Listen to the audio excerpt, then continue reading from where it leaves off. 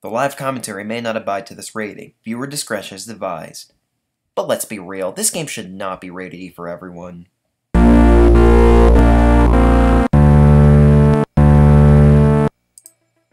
Hey everybody, it's Clona Comics Inc. Welcome back, more Metroid Fusion. In the last episode, we journeyed to Sector 6, but defeated the Barrier Core X and collected the Various Suit effect. Not the Various Suit, but rather a very effect added to our Fusion Suit, and you might be wondering why we are one less energy tank. Because, well, I actually did not look at my notes close enough. I did not look at my notes close enough, and I forgot that because I forgot about the energy tank that was after the missile tank we got in Sector 3. And of course, Adam's once again restricting our access to go back to it. Dude, open the door. Okay, whatever. Whatever. We are now in Sector 5, and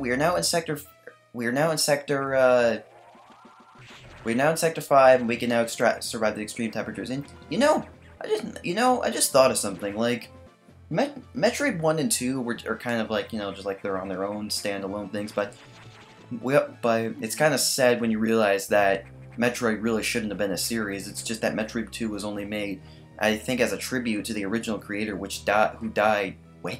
who died not too long before the game's development.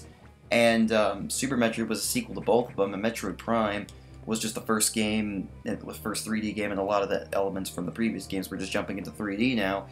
Metroid Fusion is the first game that's actually, like, radically different, so now that the basic stuff is done, they're able to, like, experiment more. Okay. And technically, I guess Metroid Prime shouldn't have existed either because it was made by Retro Studios and not Nintendo, and that's why a majority of the games in the Metroid series are either remakes, or actually, no, not really remakes, but just why a majority of Metroid games are the Prime games. Okay. Anyways, now that we have the Various Suit effect, we are able to survive the extreme temperatures in this area. We cannot go through this red door yet because level 0 is the white, level 1 is the blue, level 2 is the green, level 3 is the yellow, and level 4 is the red. And then here's the way to the data room, but it's blocked by a yellow door. And up here we have an even bigger organic orb organism, which we once again cannot do anything about. Did that thing just take out a whole energy tank? Oh, no, it didn't. Okay.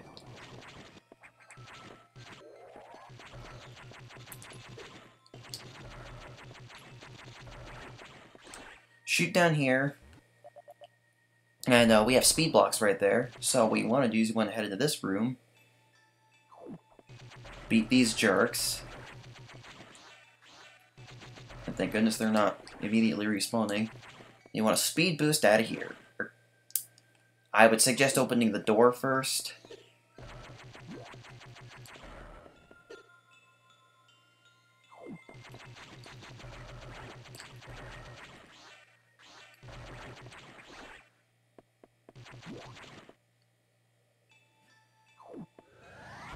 There you go.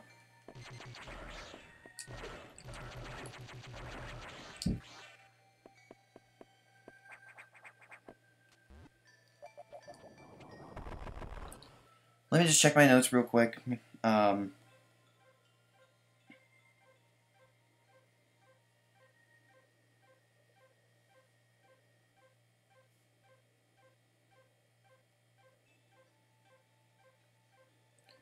Okay, so there's a specific room I'm waiting to go by.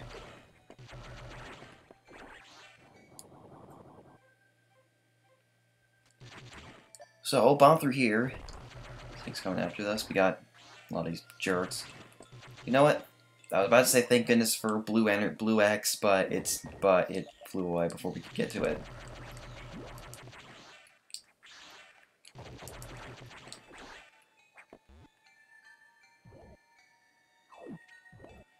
Down here,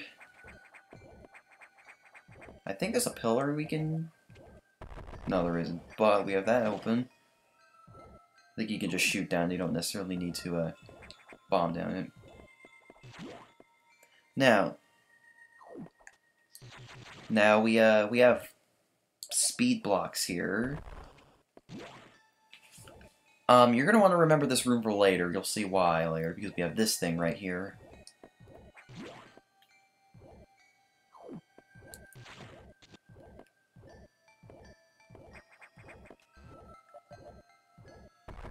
Oh yeah, and there's that there as well. Save room.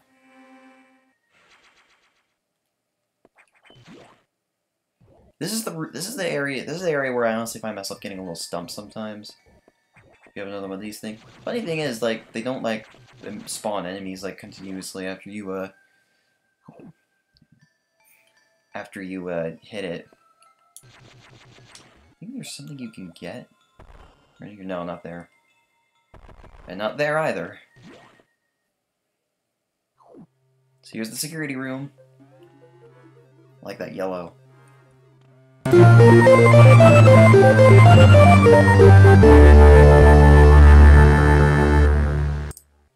I'm sorry, it's mandatory that I'm quiet when hearing the Metroid national anthem. Now, this area like here can be a little annoying because you have these crabs, well not these crabs, but like, these things that you have to go up and there's like crumble blocks and you know, here's an example of the crabs just loving to immediately respawn. You don't have to deal with any of that. If you just bomb the wall right here, you'll actually reveal a ladder, which I discovered in my last playthrough, which is pretty cool. And there we go, you can just skip over that entirely.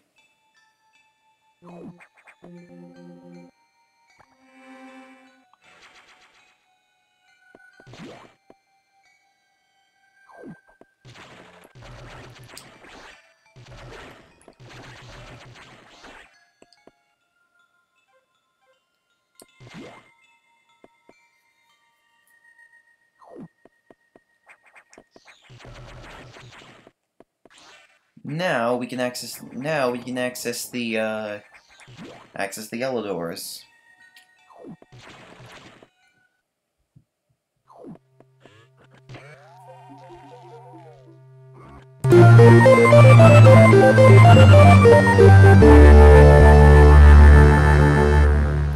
Ice effect added to missiles. Use it to freeze enemies. Now, this is kind of cool because now with the ice, we have ice missiles basically. I gotta say, I really like this idea. It was saying that that if we were to absorb data for like the ice beam, our cellular makeup would reject that ability. So that's why we can't use it. So we have an alternative option by adding an ice effect to our missiles. Whenever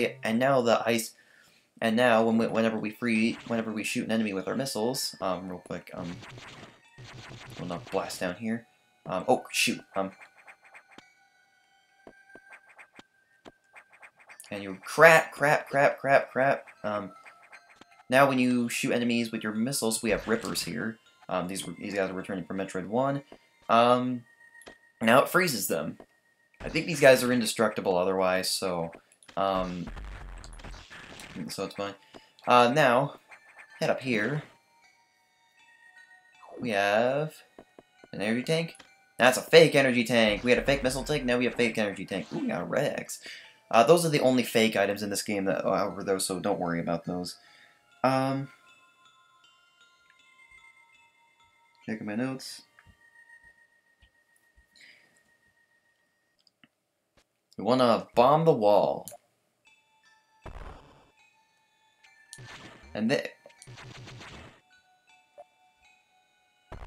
And there you get the real energy tank. And that is our 11th energy tank, even though it says 10. Once again, I had to get the last one in another recording because once again, this game just loves restricting your access. Like, if there's an item, you gotta get it immediately when you see it, because if you don't, you're almost never gonna be able to get it again, or at the very least, it's gonna be a long time before you can get it again.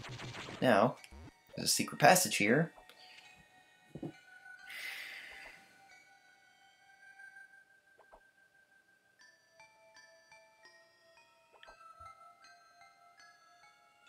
Now, this is actually something that's really interesting. You know how this isn't an actual creature, it's actually just the X manifesting itself into the creature? What you want to do is you want to beat the creature, but don't pick up the X. Let it go up there, and let it turn into that. And what you do is you let it go up there, freeze it, and then go up. See how that works? It's pretty cool. Now you want to beat this crab and let it... I don't know what it is, it's not a crab. You want to let it turn into a ripper. Now hop on the ripper and get that missile tank. Yeah! I think that's a really cool idea and a unique way to utilize the mechanics of the game. It's kind of like using water and lava to construct a nether portal in Minecraft. And with the ice missiles, we can actually get that one missile tank that we passed up in Sector 2. Ooh. Hop over this thing. Now we want to use the save room.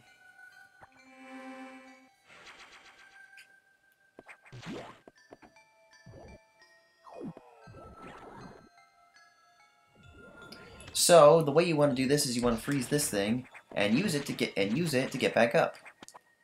See? But as per usual, we can't just go up. We can't go up the old-fashioned way. We got to go up this weird way. But that's okay because once again we want to take advantage of the whole X transforming thing.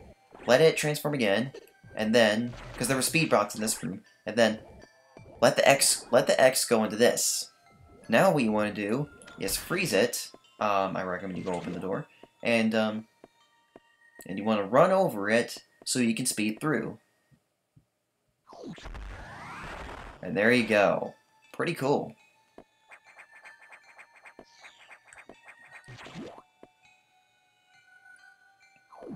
And I'm back. And we are blocked once again by speed blocks, so we want to oh wait, no, we're not. If you blast through this, you can find an alternative way up. And that's the way you're supposed to go up anyway, so it's fine. We still cannot go this way, but we can't, and we don't really have a clear direction to go, so where we want to, I say we go back and see what Adam has to say. And what was that?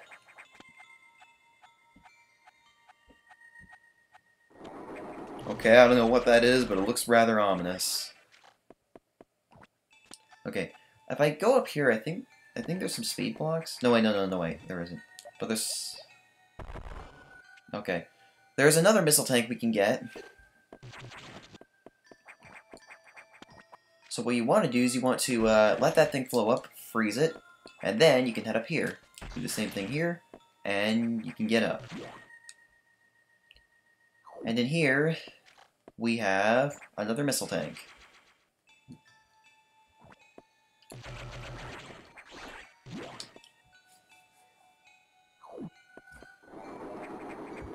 Oh, almost forgot. If I bomb the wall right here, you can see that there is speed blocks right here. We don't really have any way we can use that unless, like, I guess we carried a shine spark up here, but that's kind of hard to do.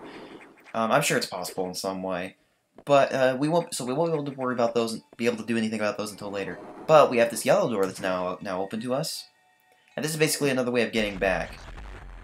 So you can see that there is something in here based on the map. So go ahead and beat these guys. And right here, we have that.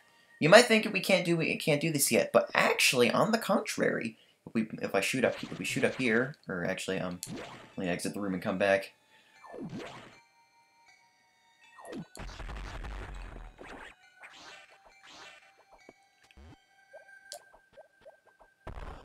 Check it out, it's up there, not down there.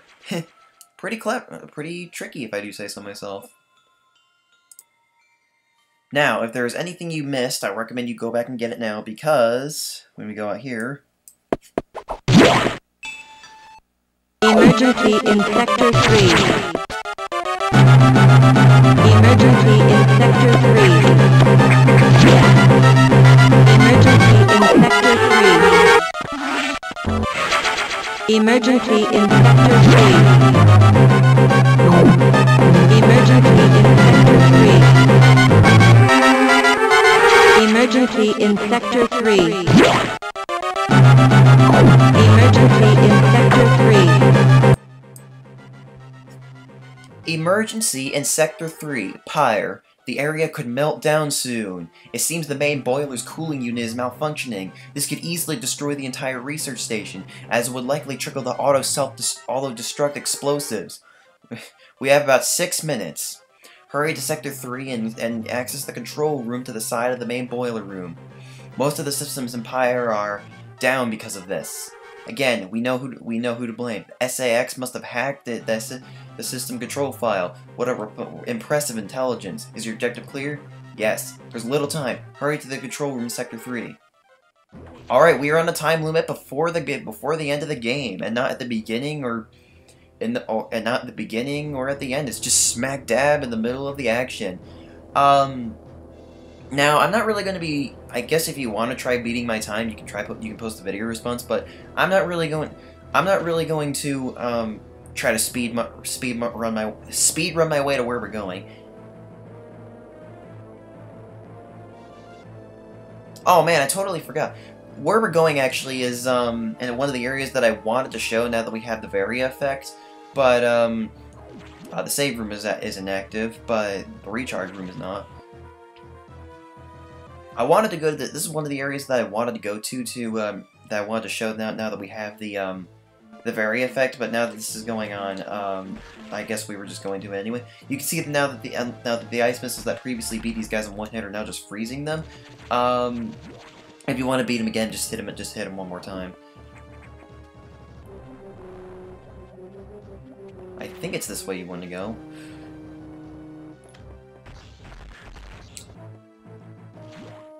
I guess I am trying to speed run my way there. Ow.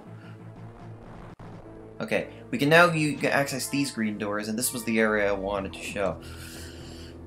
And we have these Podoboo wannabes.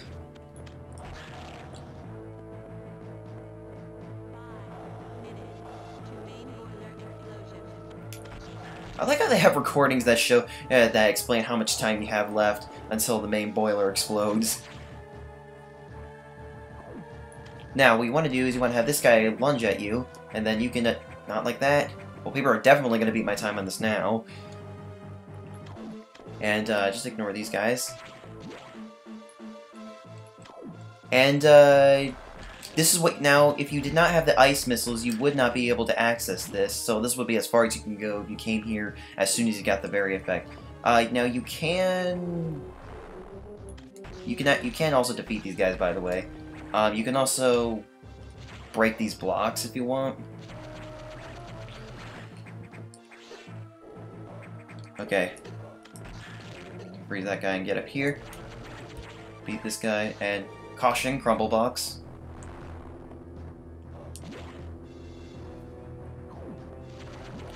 There's also crumble blocks here. Now, here we are in the main boiler. It actually looks like in a pretty bad state. Oh no! Yeah, you guys can totally beat my time on this. Ah, of course we're coming up on a boss. Yeah, and also it's slightly RNG based because of this thing. There we go. Get in here and...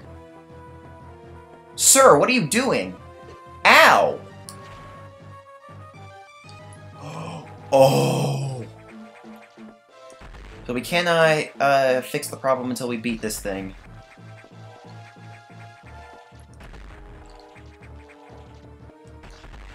And there we go.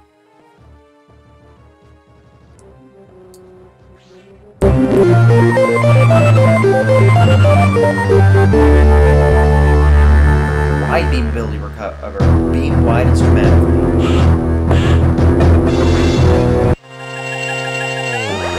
Unit operational. Woo, that was a fiasco. So now, upon doing that, we now have an item called the wide beam. Now, It's basically just the spacer beam. It's technically different from the spacer beam, but basically it allows you to have a lot more range on your shot. I think the spacer beam did have some slight inaccuracy though, but well, this one actually like shoots in like 3 rings, so it has more it's able to hit enemies more. So yeah, but the wide beam is basically just the spacer beam. I don't know why they felt the need to change the name.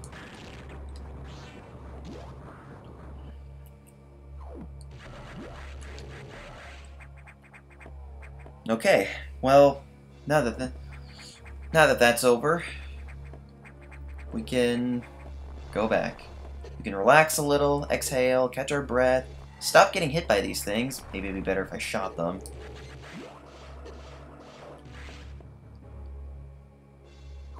And like I said, you need the ice missiles in order to freeze these guys and get up. So if you came here immediately after you got the very effect, you wouldn't be able to do anything. Ooh, that was some cool dodging.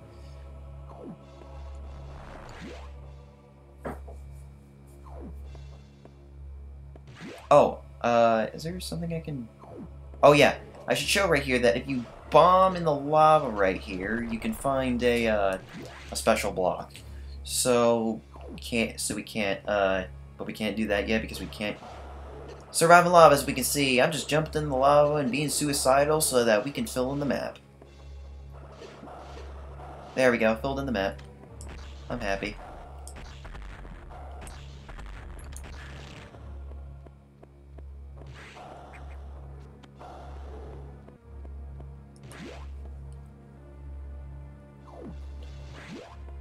Now, heading here, we can do more stuff in here now. You can see our beam has more range to it. Heading here, we can survive this area now that we have the various suit, but we still wouldn't be able to do anything down here.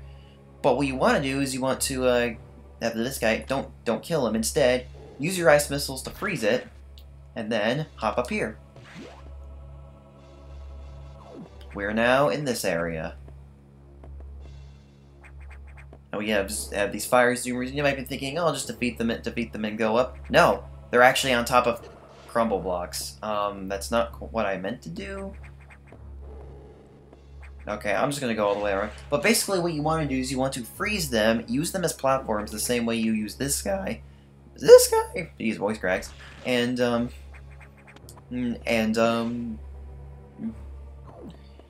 want to use them as platforms and hop across there so you can get the collectibles. See? I think there was a puzzle like this in Super Metroid too, but it's kind of failing me which one it was. For some reason, I don't really think I know Super Metroid as much as I think I do. Energy tank, that's energy tank number 12. And this is missile tank number whatever in Sector 3.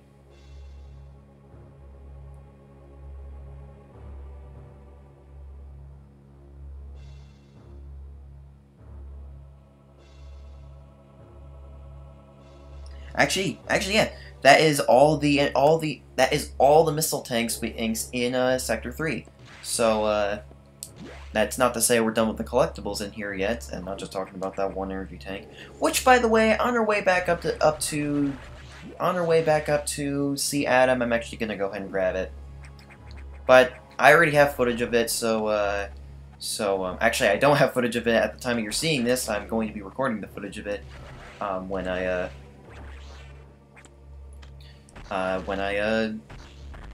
get it. Oh, screw it.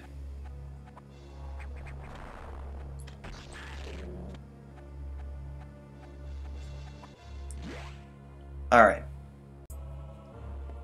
Okay, I got that stupid energy tank, so now our stats are all fixed now. No more inconsistencies, we're all good.